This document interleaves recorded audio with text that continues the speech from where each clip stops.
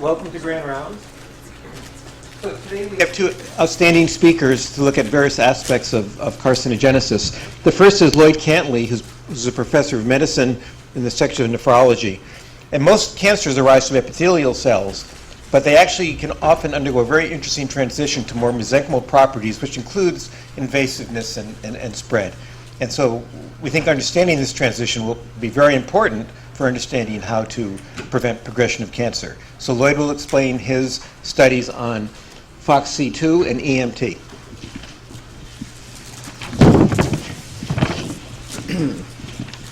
Thank you, Dan. Okay, so as Dan mentioned, my lab has been interested in the process of EMT for the last few years. I'm not a cancer biologist at all, never at any level in my career studied cancer biology, but in fact what my primary interest in is in kidney injury and repair, and specifically what happens to the kidney epithelia. And so my laboratory looks at different models of kidney injury and studies the mechanisms by which the tubule depicted here, so these are the epithelial cells along here, basement membrane down here, and that's the urinary space in white there in the middle. It's a little hard from this angle, sorry. The way the kidney can be injured, what happens to the tubular cells during injury, which is the predominant site of injury, and then how you come from a kidney tubule that looks something like this, which is what we see when you have patients with acute tubular necrosis due to ischemia, sepsis, or toxic chemotherapies, or tumor lysis syndrome, or whatever. You get something that looks like this, how you get back to here. And it's really, a lot of people study this process, how you get injury. My lab has been predominantly interested in how you get from here back to here. And we've become very interested in the last few years in this particular cell way over here. So, again, it's a little bit difficult from this angle, but so here is a kidney tubule in cross-section, one of these cells right here. That's the brush border up here. There's the urinary space. There's the nucleus, mitochondria. There's this happy transporting renal tubular epithelial cell sitting there doing its job, which is to not proliferate, not migrate, not do anything like that, but simply to transport solutes across here. After injury, a lot of these cells die. They necrose, they apoptose, and they fall off the tubular basement membrane depicted here by these things out in the urinary space, leaving behind denuded tubular basement membrane, that line, skinny line down through there. Here's a cell that's lifted off this side, but also leaving behind a small number of cells that look like that. And that cell is actually this cell that's undergone EMT. Now, I'm going to be specific that when we in nephrology or normal kidney epithelia discuss EMT, we're not talking about a cell that has undergone genetic reprogramming to become a fibroblast. We're talking about a cell that's changed its morphology. My pointer just quit working. Changed its morphology, I'll try to do it this way. Changed its morphology from something that looks like that to something that looks like that, downregulating E-cadherin, downregulating beta-catenin signaling, downregulating cell adhesions junctions, and upregulating mesenchymal markers such as alpha smooth muscle actin, vimentin, etc. So why do we think those cells are interesting? Well, that process of undergoing EMT provides a series of benefits for a normal epithelial cell after an injury event. You get an increased migratory potential, and if you think about if you have a denuded basement membrane that looks like this, you need these cells on the edges to be able to migrate in there and fill in that space, and to do so pretty quickly, actually. So a series of things happen with the decrease in E-cadherin results in decreased adherence junctions and decreased stability, allowing sheet migration and even individual cell migration. Upregulation of contractile proteins such as smooth muscle actin allows those cells to migrate more efficiently. Increased MMP expression that occurs during EMT allows cells to degrade or alter the basement membrane matrix and become more migratory from that standpoint. These types of cells that have undergone dedifferentiation proliferate much more rapidly in response to a proliferative signal, and they survive better, and specifically filament protein upregulation like vimentin helps stabilize intracellular organelles and prevent apoptosis during cell migration, which otherwise will occur in more normal epithelia. So we know that this happens in the kidney. This is laser capture microdissection of proximal tubules after an ischemia reperfusion model of injury. And we can see that E-cadherin levels drop by 50 to 70% typically in those cells. Alpha-synuclein levels go up. FSP1, fibroblast-specific protein 1, a misnomer if ever there was one, is highly upregulated in epithelial cells after ischemic injury. ID1 inhibitor of differentiation 1 and other EMT markers upregulated P2O4. So the cells undergo this EMT phenomenon. And if you look transcriptionally at what's regulating, the classic players are involved. So there's high upregulation of snail and twist, as I'm not showing, as well as slug, which are transcription factors known to be, for example, downstream of TGF-beta induced EMT, as well as this protein FOXC2. So FOXC2 became, as we were getting this data, we became very interested in FOXC2 because this paper from Bob Weinberg's group at the Whitehead had shown that FOXC2 seems to be the common funnel pathway for a lot of the upstream transcriptional regulators of EMT. So twist, snail, slug, et cetera, function transcriptionally apparently through, at least partially through FOXC2 activation to induce EMT. And he showed in this paper in PNAS back in 2007 that if he transfected FOXC2, overexpressed FOXC2 up here, in normal, and he actually used kidney epithelial cells in this paper, that he went from nice islands of epithelia that look like this and like this to these dedifferentiated, more mesenchymal or fibroblast-looking cells that have downregulated E-cadherin and markedly upregulated these markers of EMT, vimentin, fibronectin, smooth muscle actin, et cetera. And the purpose of his paper was to argue that this FOXC2 is highly upregulated, specifically in metastatic and aggressive breast cancers. And I'll come back to this. I will bring this back to cancer eventually. In some level, we don't yet study cancer, but we're headed there, I fear. So we looked in our ischemic kidney injury model, and as I showed you from that laser capture microdissection, FOXC2 is upregulated in the kidney, both at the message level and at the protein level. The peak upregulation is 1 day after injury. This is work by Arnaud Marier and Carlos Hayter in the lab. This part's already published. The latter part won't be. We generated antibodies against FOXC2, or we got antibodies against FOXC2, several different antibodies, and looked at this upregulation. And the green here is FOXC2, and you can see it's highly upregulated in the tubule after injury. You really see extremely little expression in a control kidney, and you don't see much upregulation in any cells other than epithelial cells. So at low power, you can see it's the tubules where all the FOXC2 is being expressed.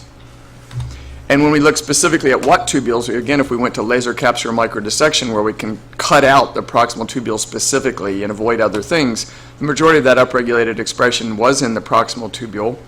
And again, using a marker of proximal tubule megalin, which is a protein expressed on the apical surface of the proximal tubule that you can see here, in red, that the tubule that's megalin positive is the one where FOXC2 is highly upregulated. So that's the tubule that's injured in our ischemic injury model. So the FOXC2 upregulation is clearly happening in the proximal tubule. But there was a surprise in all these pictures. When Carlos showed me this data, I basically didn't really believe the antibody. I made him get several different ones, because if you notice these arrowheads, the nuclei are black holes, and the staining is all in the cytoplasm. And the same thing, different antibody for FOXC2, same finding. The nuclei are black holes, and all the upregulation is in the cytoplasm.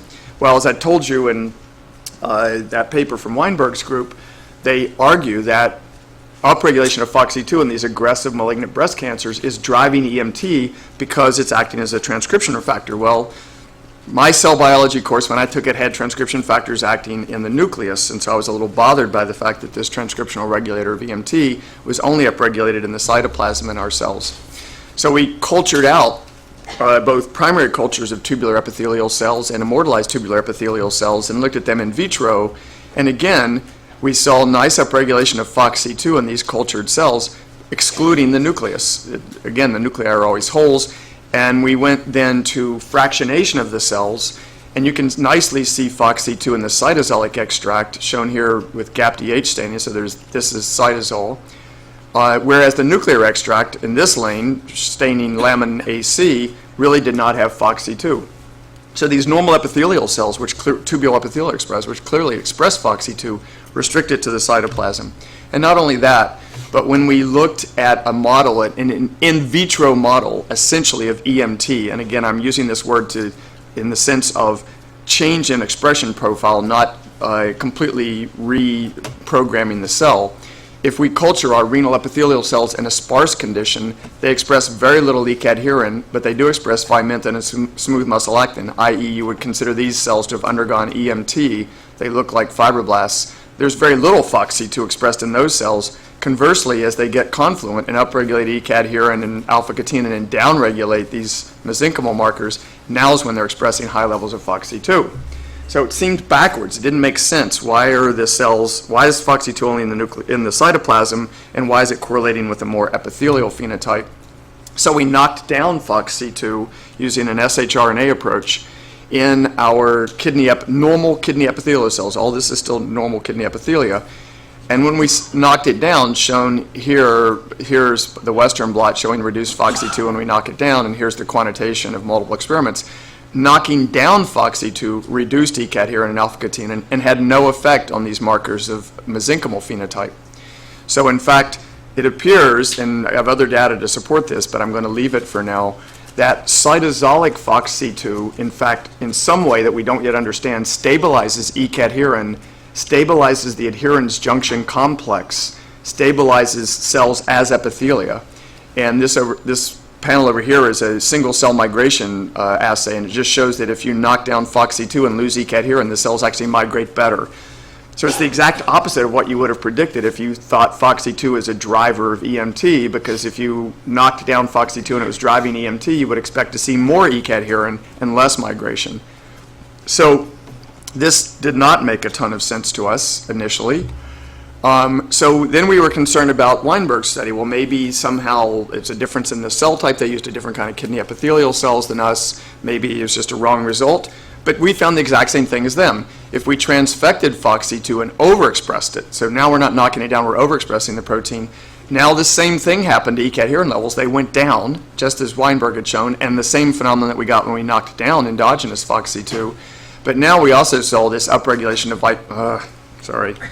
vimentin and smooth muscle actin, a more classic EMT picture here with both decreased E-cadherin and upregulation of mesenchymal markers. Now when we looked at the distribution of the transfected FOXC2, we see it in the nucleus. So, and those cells also became more migratory, displaying a EMT-like phenotype. So we went back and looked at the figures in Weinberg's paper a little more carefully. And what you notice is that here in normal breast epithelia, this dark is the FOXC2, but it's actually outside the nucleus. The nuclei are actually clear in these cells. Whereas in the highly malignant cancers where FOXC2 is overexpressed, you now see nice, beautiful nuclear staining in these breast cancer biopsy specimens. So this led to the idea that FOXC2 may have two different roles in two different compartments. It has, we think, one role in a normal epithelia where it's maintained in the cytoplasm and actually stabilizes E-cadherin at the protein level, whereas it has another role if it goes into the nucleus. So this is just saying that in words. We believe in normal epithelial cells, FOXC2 is maintained in the cytoplasm.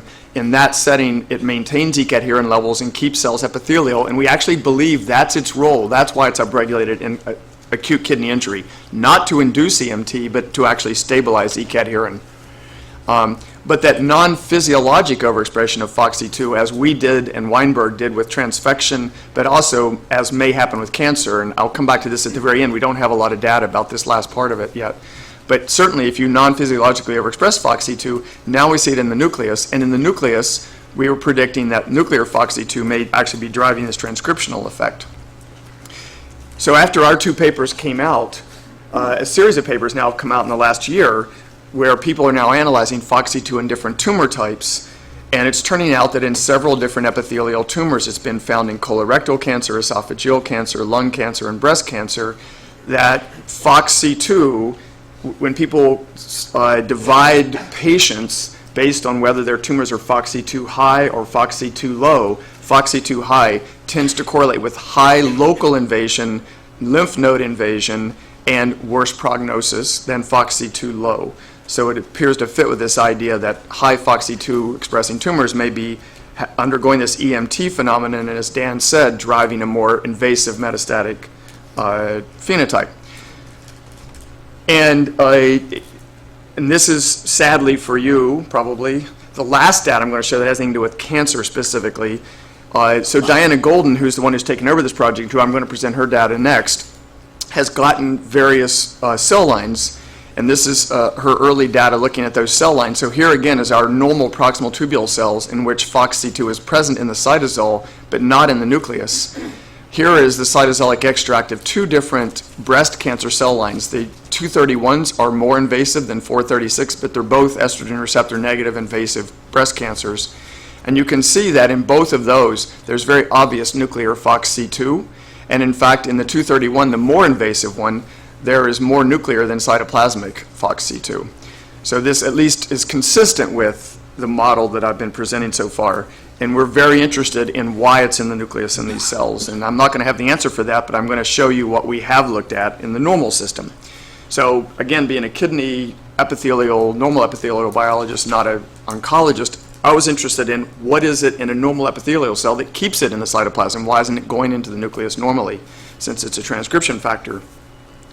So what Diana did was take FOXC2 full length and break it up into different pieces for reasons that I don't have time to get into. And what she found when she localized, she put a GFP tag on the end of it so we could track where it goes. It's only this amino terminal fragment that goes to the nucleus. If she expressed this fragment, it goes to, I'm not showing it here, but if she expresses full length, as I actually did show you before, it goes both into the nucleus and the cytoplasm. So if you overexpress the full-length protein, it goes into both compartments. If she expressed this amino terminus, it's almost exclusively in the nucleus, shown down here and here. Whereas these two are stuck entirely in the cytoplasm, don't go in the nucleus at all. So we figured that the interesting part must be in this N-terminal region. And when we looked at the sequence, that N-terminal region has the FOXO, the conserved DNA binding domain of all FOX proteins, which is about an 80 amino acid domain.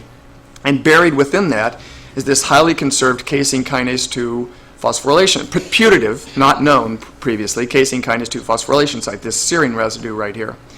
So it's present in human FOXC2, mouse FOXC2, chicken, frog, as well as other FOX family members, this same sequence. So we thought, okay, that looks interesting. And so what Diana did was mutate that sequence to either a sequence that could not be phosphorylated at that site, so this has a leucine residue instead of a serine, so it cannot be phosphorylated, or a constitutive phosphomimetic. So this is not, this aspartic acid itself does not get phosphorylated, but it mimics phosphorylation. And what she found was, again, if she expressed the full-length FOXC2, it goes to both cytoplasm and nucleus, as I've told you several times now. That phosphomimetic, though, when she overexpressed it, stuck in the cytoplasm only. If she overexpresses the version that can't be phosphorylated, it's all in the nucleus. So it looks like this site, this serine 124 site, is the regulatory site that decides whether or not FOXC2 gets kept in the cytoplasm or traffics into the nucleus. And since that was a putative casein kinase 2 site, she looked at association with casein kinase 2, and sure enough, if she immunoprecipitates that GFP-labeled FOXC2 with an antibody to GFP, she nicely brings down casein kinase 2, and then doesn't see it in the control immunoprecipitation. So it looks like the two proteins do associate. Well, is casein kinase 2 actually needed for this, to maintain FOXC2 in the cytoplasm? So she looked at that in two ways. She did, again, a knockdown where she injected transfected an shRNA against both isoforms of casein kinase 2, the alpha and alpha prime, saw significant reduction in total casein kinase 2 in the cell, quantitatively shown here. And when she did that, she now saw that endogenous FOXC2 in regular epithelial cells, which we had never seen in the nucleus before, now goes into the nucleus. So here's her scrambled shRNA. You see all of the FOXC2s in the cytoplasm. You do not see it in the nucleus. But when she knocks down casein kinase 2, now the endogenous protein is reduced in the cytoplasm and highly present in the nucleus. So this is not overexpressed FOXC2. This is the endogenous protein shifting into the nucleus when she knocks down casein kinase 2. We also got an inhibitor to casein kinase 2. So we argued, well, casein kinase 2 has binding sites that can scaffold certain things. Are we sure it's really the kinase activity that's relevant? So we got an inhibitor of casein kinase 2 and found the same result. So in the absence of the inhibitor, the endogenous protein's all in the cytoplasm, not in the nucleus. In the presence of the CK2 inhibitor, TBCA, you see a reduction in the cytoplasmic fraction and a marked increase in the nuclear fraction. So does this actually matter to the cell? So to address that question, she now transfected those various versions of the FOXC2 protein that I was showing you to see what happens in this EMT picture. So if she just transfects GFP alone, no FOXC2, the cells, we grew them to high confluency. They're very epithelial. They have a lot of E-cadherin. They do not have vimentin. They do not have smooth muscle actin. If she transfects overexpresses the FOXC2 with the S124D mutation, so this is the one that keeps it in the cytoplasm exclusively, even though it's very highly expressed, you can see here's the level of expression of the transfected protein. In fact, E-cadherin levels go up a little bit. It's actually reached a statistical significance, not down, consistent with the data I showed you that when we knocked down endogenous FOXC2, we saw a reduction in E-cadherin. So if she overexpresses FOXC2, but it's kept in the cytoplasm, it actually stabilized E-cadherin and had no effect at all on vimentin and smooth muscle actin. Similar again, when we did the knockdown, remember, E-cadherin levels went down, but vimentin and smooth muscle actin didn't change. Whereas if she overexpressed to the same degree, FOXC2 that's trapped in the nucleus, so this one cannot be phosphorylated, you see a marked reduction in E-cadherin and a marked induction of vimentin and smooth muscle actin. And that's just shown quantitatively over here for a series of experiments, similar experiments. And then just to come back to this question of this dichotomous effect of FOXC2 in the cytoplasm versus nucleus, we wondered, well, is the change in E-cadherin, vimentin, and smooth muscle actin that we see in the nuclear version dependent on an increase in message? Is it a transcriptional effect? Because what I was showing you was protein. And sure enough, if she transfects the S125L, the nuclear version, there is about a 90% reduction in the message for E-cadherin, a marked increase in the message for vimentin, and a lesser but statistically significant increase in the message for smooth muscle actin. Whereas the S124D, so that fits with what you just saw, right, at the protein level. E-cadherin went down, vimentin went up, smooth muscle actin went up. So we believe that that effect of FOXC2 requires it to go to the nucleus and act transcriptionally. It's known to be a transcriptional repressor, for example, for E-cadherin directly. Whereas if she transfected the S124D version, this is the one that's kept in the cytoplasm, even though E-cadherin levels went up a little bit, there was actually no statistical change in the E-cadherin message. There was a slight decrease, but it doesn't reach statistical significance. So we really think, and there was no statistical difference in the vimentin expression. Interestingly, and I don't have the answer for why this is, the message level for smooth muscle actin actually went down when we expressed FOXC2 in the cytoplasm. So it may be competing for some other factor that normally regulates smooth muscle actin expression. But this is consistent with this idea that FOXC2 in the cytoplasm is in some way that we don't yet understand stabilizing E-cadherin at the protein level and keeping cells more epithelial, whereas if it goes into the nucleus, now you see this transcriptional repression of E-cadherin and activation of both vimentin and smooth muscle actin expression. I'm not showing it here, but we've also looked at other cell types, and fibroblasts in culture all have FOXC2 in the nucleus that we've looked at. So in summary, we believe that casein kinase 2 phosphorylates FOXC2 at serine 124 under normal circumstances and keeps it in the cytosol, both at baseline and even after induction, say following injury, at least is what our model was. That if you mutate that phosphorylation site or block or lose casein kinase 2 activity, now you see nuclear FOXC2, which promotes at the transcriptional level activation of EMT.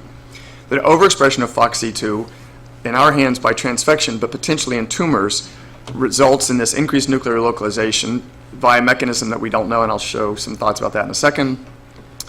And that based on other people's work, and then that studies that I just showed you from Diana's preliminary data, that epithelial tumors that have high expression of FOXC2 demonstrate increased invasiveness and a worse prognosis, and this has been shown at least so far correlatively in breast, lung, colon, and esophageal cancers.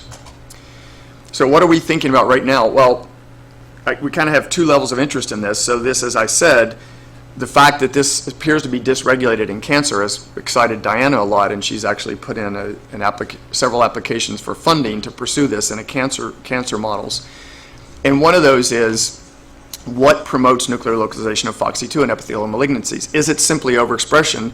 And if it is, why does overexpression do this? Casein kinase 2 is present at high levels in the cell. It's constitutively active. It's in essentially all compartments. So why is it not capable of phosphorylating FOXC2 and keeping it out of the nucleus in a malignancy? Is it just the ratio of FOXC2 to casein kinase 2? Is there a change in CK2 activity or association?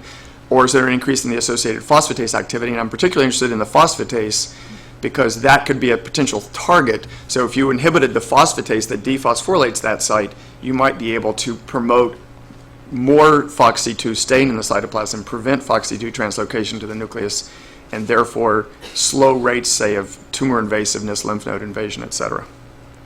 So with that, I think I'm roughly on time. I'll stop. The predominant work, so Carlos Hayter was the person who started this project in my laboratory. Unfortunately, he's not in this picture. Diana Golden, pictured right here with her usual smile, is the postdoc in the lab right now who's been doing all this work and has been supported by the NIDDK. Thank you very much.